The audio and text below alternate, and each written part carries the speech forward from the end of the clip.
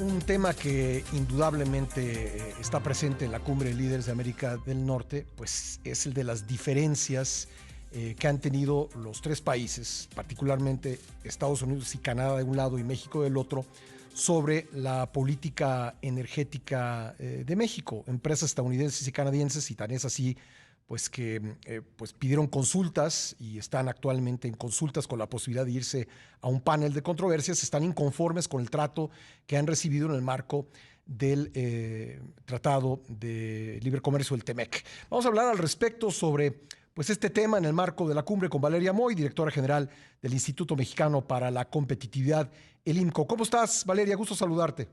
Hola, Pascal, muy buenos días.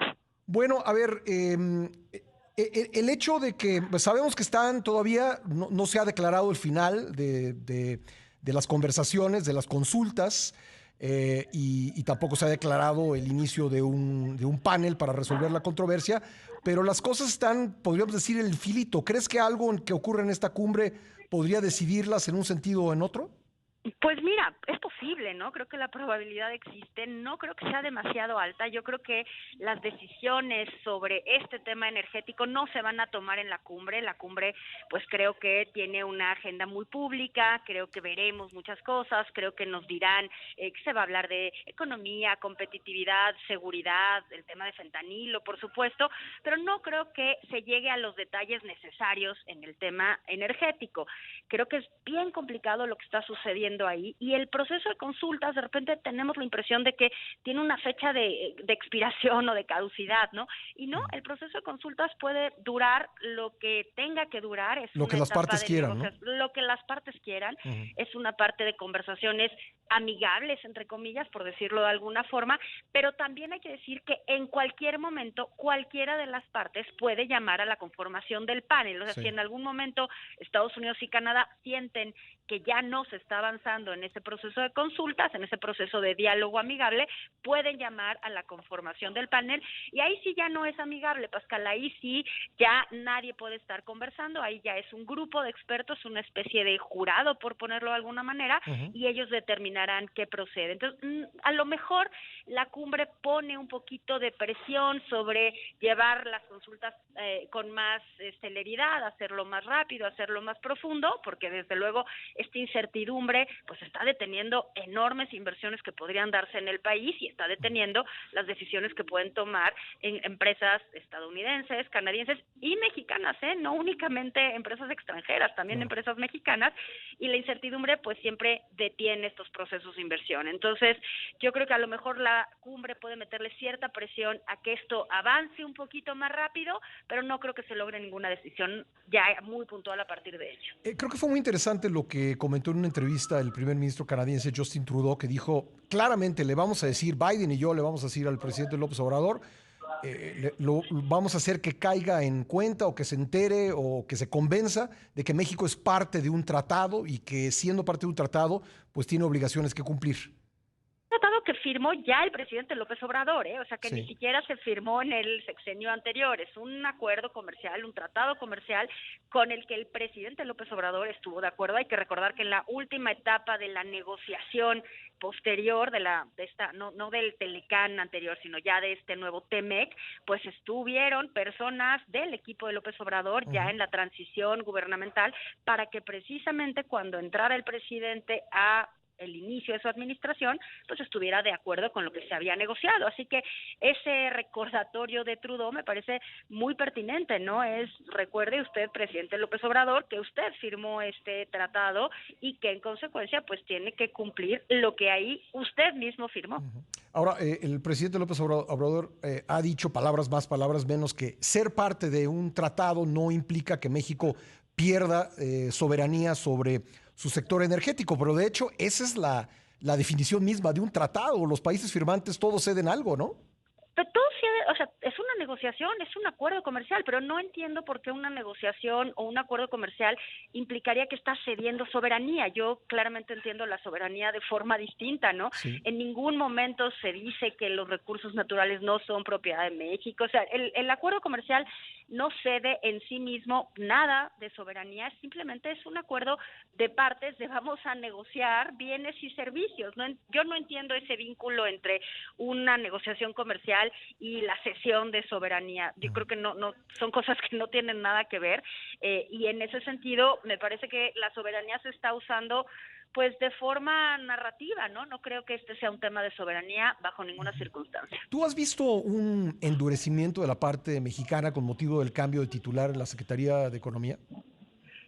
Sí, desde luego que sí, o sea, tenemos lo que vimos en el equipo de la Secretaría de Economía, el cambio de personal, el cambio de equipo, sí muestra que no estamos en una condición de muchas ganas de negociar, o sea, todo el equipo que cambió la Secretaría de Economía, porque hay que decir, la Secretaría de Economía anterior, Tatiana Cloutier, tenía un equipo que sí se reunía con las partes, que sí conversaba, que sí sabía de comercio, y la nueva Secretaría de Economía cambió a todo ese equipo por gente que no necesariamente tiene experiencia en materia comercial y que sí tienen pues una trayectoria más ideológica que otra cosa.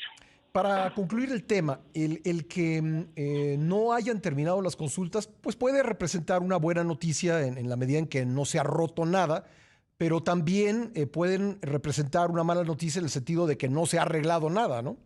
Pues sí, eso es justo lo que te decía, es esa incertidumbre, ¿no? Estar ahí colgando de la duda, y esa duda sí detiene movimientos, sí frena inversiones. O sea, cuando tienes algo que todavía no se decide, evidentemente las partes se frenan.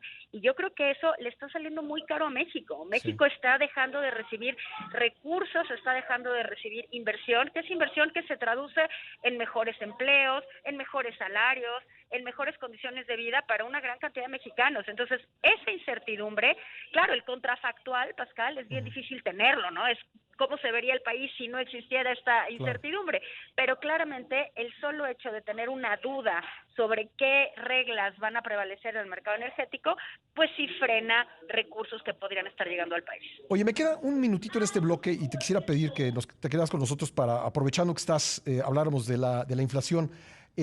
Pero preguntarte, ¿las inversiones funcionan con año calendario? Es decir, el que esto haya desbordado sobre el 2023, digamos, ¿ya impidió que en este año se puedan dar esas inversiones, incluso arreglándose las cosas? No, bueno, no, cada quien, las empresas deciden cuándo quieren invertir, como quieran invertir, no, el calendario no aplica, ¿no? Si de repente se arreglan las cosas hoy, a lo mejor las empresas deciden ya ponerse inversiones. Lo que pasa es que sí, las empresas grandes, sobre todo las grandotas, planean sus inversiones con más tiempo, desde luego, ¿no? Claro. O se hartan y se van a Nuevo México o a Texas, ¿no? Por supuesto, porque no pueden tener los recursos ahí detenidos esperando que México decida, ¿no? Claro. Estamos conversando con Valeria Moy, directora general del IMCO, el Instituto Mexicano para la Competitividad. Valeria, ¿cómo viste los datos sobre la inflación? Lo que parece, por lo menos en mi punto de vista inexperto, deducirse aquí es que pues sí está bajando, pero no está bajando muy rápido, que digamos. Sí, ahora, tampoco podemos esperar a que la inflación baje muy rápido, ¿no? Los procesos de formación de precios no son tan rápidos, en particular porque un componente fundamental de los precios son los salarios, y los salarios no se ajustan tan rápido como todos nos gustaría. Entonces, no deberíamos de esperar que los precios se ajustaran a una velocidad mayor. Con la lectura de ayer, de diciembre, que es ya como cierra el año, la inflación, yo hoy estuve viendo ahí un poco las redes y los medios, y había un poco una visión muy optimista de que había cerrado por debajo del 8 y que esto era una gran noticia, y que había cerrado por debajo de lo que esperaban la mayoría de los analistas, y que esto era buenísimo. Y por otro lado era terrible porque era la mayor inflación en 22 años. Yo creo que la verdad, como muchas cosas, está en medio, ¿no? Sí, en efecto, es una noticia positiva que haya estado por debajo de las expectativas, porque eso indica que paulatinamente las expectativas se irán corrigiendo a la baja, y en ese sentido puede Banco de México ya detener su política de incremento de alza de tasas, ¿no? De incremento de tasas de interés. Eso es una buena cosa. Y también, pues algo que sí hay que decir, sí fue la inflación más alta en 22 años. El deterioro que vivió la población en su poder adquisitivo fue notorio, porque nosotros hablamos evidentemente de la inflación general, que fue de 7.82 diciembre, Sí. pero la inflación en alimentos fue significativamente más alta. Que es como La del 14, inflación, ¿no? la inflación en alimentos procesados, todo lo que viene envasado, enlatado y demás, fue de 14.14%. Sí. La inflación en frutas y verduras fue por arriba del 7%. La inflación en pecuarios estuvo por arriba del 10%. Pecuarios son leche, carne, huevos. Uh-huh. Entonces, claramente, los deciles de más bajos ingresos, la población más pobre, que dedica más parte de su ingreso a comida, a alimentos, pues vivió una inflación más alta que este Sí. 7.82%. Sí, porque cada quien Entonces, tiene su inflación, ¿no? claro, cada quien tiene su inflación Sí, dependiendo de lo que consuma. Entonces, la inflación general sí fue 7.82%, sí. pero la población más pobre, el decil más bajo de ingresos, vivió una inflación más alta únicamente porque dedica más parte de su ingreso a alimentos. Ahora, la subyacente que incluye los alimentos, digamos, esa no tiene el mismo efecto de descenso que muestra la inflación general, ¿no? Creo que ese es el tema. Yo creo que a partir de la inflación general, que se divide en dos grandes grupos, la subyacente y la no subyacente. La subyacente, para la gente que nos está escuchando, es la que responde más a condiciones de mercado, a condiciones de oferta y demanda Sí. típicas. Por ejemplo, en la no subyacente tienes tarifas que son controladas por el gobierno, Uh-huh. o tienes precios que son súper volátiles, como el precio, no sé, de las mandarinas o de las frutas, ¿no? Sí. Que sí dependen, pues Una claramente de sequía, factores por ejemplo, puede. estacionales, Sí, exacto. sí. En la subyacente tienes la que depende normalmente de oferta y de demanda. Uh-huh. Entonces, esa responde más a lo que sí está pasando en las economías. Y ahí, por ejemplo, hay un tema. La inflación subyacente fue de 8.35, significativamente más alta del rango que le gusta a Banco de México. Uh-huh. Sí mostró un descenso en el último mes, o sea, sí hay una lectura inferior a la del mes previo, pero sigue estando muy por arriba. Al final del día, esta inflación subyacente es la que Banco de México tendrá que estar observando Uh-huh. para las futuras decisiones de tasas de interés. Ahora, para final de año, es difícil esperar que alcance el objetivo de Banco de México, ¿no? La inflación general.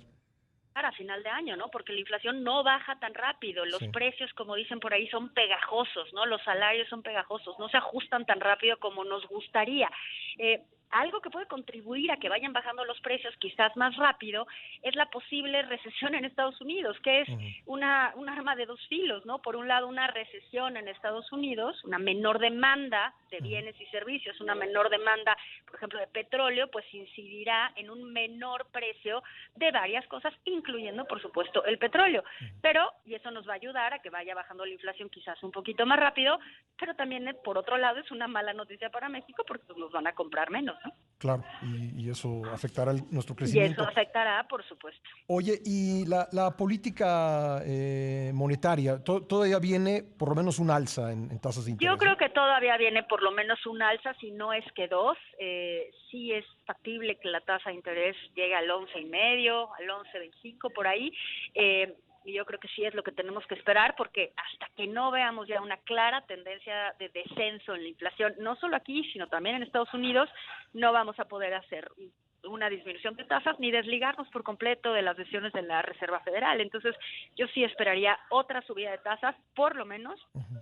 para ya quedarnos un ratito en ese punto máximo de tasas y posteriormente, una vez que la inflación vaya claramente en descenso, pues empezar un ciclo a la baja de tasas de interés. Hace unos días el presidente López Obrador decía que México tiene su método para lidiar con la inflación y que no está limitado únicamente a lo que pueda hacer el Banco Central y mencionó el PASIC. ¿El PASIC ha incidido, ha tenido algún efecto en disminuir la inflación? No, por supuesto que no, Pascal, pero no es muy relevante. O sea, el presidente dice muchas cosas que no necesariamente tienen asidero en la realidad. Entonces, sí, él dijo esto de el PASIC. No, el PASIC, pues hay que recordar, es un acuerdo no vinculante, es un acuerdo Ajá. así en buena onda de algunos productores, de algunos vendedores, sobre únicamente 24 bienes. Uh-huh. Las canastas de consumo de cualquier persona, Pascal, de cualquiera, de quien sea, no tienen 24 bienes, tienen muchísimos más bienes y servicios. Entonces, el PASIC, pues sí, es una canasta, sí se han hecho esfuerzos en algunos por parte de algunos productores y de algunos vendedores de mantener esa canasta en un precio relativamente bajo o contener las subidas de precio en los bienes que conforman esa canasta, pero en realidad, Pascal, nadie consume exactamente o únicamente lo que viene ahí. El PASIC es únicamente, pues, ¿cómo decirlo?, una muestra, un ejemplo de que se está intentando hacer algo más, pero la verdad es que la inflación se controla vía política monetaria y pues nada más, ¿no? Oye, por último, la reducción de aranceles para facilitar la importación de productos y pues elevar la oferta, ¿esa ha tenido algún impacto?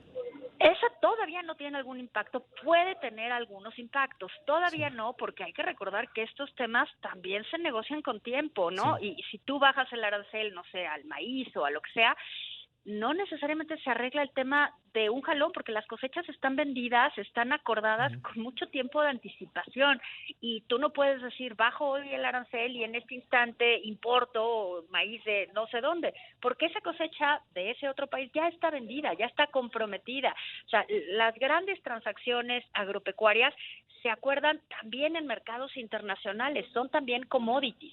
Entonces, tiene un efecto más discursivo, más narrativo, que otra cosa, ¿no? Pues Valeria, muchísimas gracias por estos minutos, muy amable. Al contrario, muchas gracias a ti Gracias por y tu feliz tiempo, año. Pascal. E igualmente, hasta luego. Gracias, Valeria Moyes, directora general del INCO, el Instituto Mexicano para la Competitividad.